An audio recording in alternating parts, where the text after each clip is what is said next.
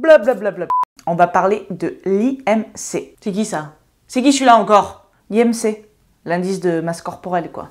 Ah, connais pas. Tu en as sans aucun doute déjà entendu parler, l'IMC, l'indice de masse corporelle, utilisé généralement et beaucoup trop souvent, nous allons le voir, par les professionnels de santé. Pas tous, hein, attention, je ne fais pas de généralité, mais beaucoup.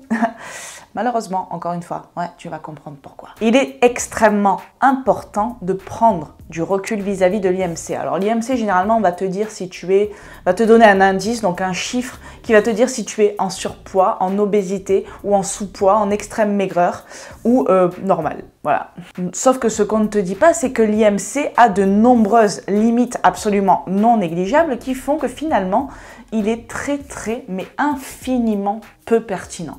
J'ai noté 4 grosses limites à l'IMC et les voici. La première, c'est pas de prise en compte du sexe. C'est-à-dire, qu'on soit un homme ou une femme, l'indice de masse corporelle ne va pas le prendre en compte. Il se base seulement sur la taille et le poids. Pourquoi c'est important de prendre les sexes en considération? Tout simplement parce que par exemple les femmes, nous avons naturellement besoin d'avoir des réserves de graisse un peu plus importantes que les hommes, notamment pour concevoir, pour porter un enfant, pour le nourrir, pour vivre, ok?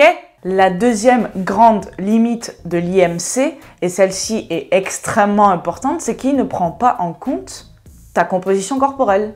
C'est-à-dire ta masse maigre, donc ta masse musculaire, ainsi que ta masse graisseuse. Et encore moins ta masse osseuse, c'est-à-dire le poids de tes os. Tu vois, finalement, si tu as des gros os ou pas, rien à foutre, tu vois. Si tu es musclé, rien à foutre.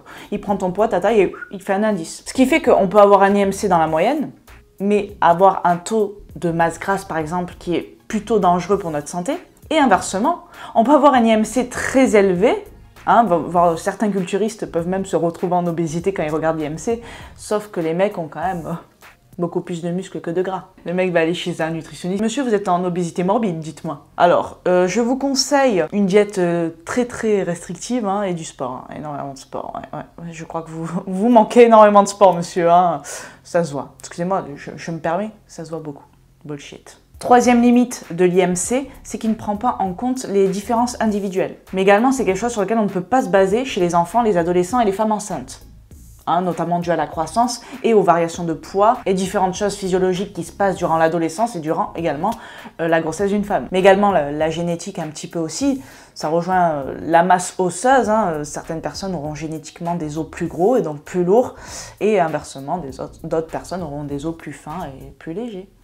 Et ça, l'IMC, ah, ça rentre par là, ça sort par là. Là personne n'est au courant de ça. Hein. Et la quatrième limite, c'est pas vraiment une limite, mais c'est plutôt un gros défaut hein, de l'IMC, c'est que c'est un chiffre de plus qui est anxiogène, n'est-ce pas? Vu que c'est un indice qui est énormément utilisé dans le cadre d'une perte de poids, cela va une fois de plus te faire te focaliser sur un chiffre qui est, on l'a vu maintenant, très peu fiable, hein, et finalement te fera développer tout sauf un rapport sain avec toi et avec la nourriture. Donc ne t'aidera pas finalement à perdre du poids, bien au contraire, et pourra même te faire développer des troubles du comportement alimentaire ou d'autres problèmes liés à la nourriture. Déjà que notre poids est un chiffre avec lequel il faut prendre énormément de facteurs et énormément de pincettes parce que il y a une multitude de choses qui peuvent varier sur une même semaine.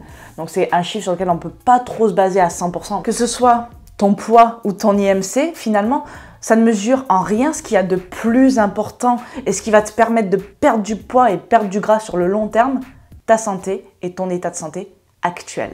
Et ça, c'est extrêmement important et ça, on l'oublie et ça, on s'éloigne de soi pour la recherche d'une perte de poids rapide. Sauf qu'une perte de poids rapide ne sera jamais durable.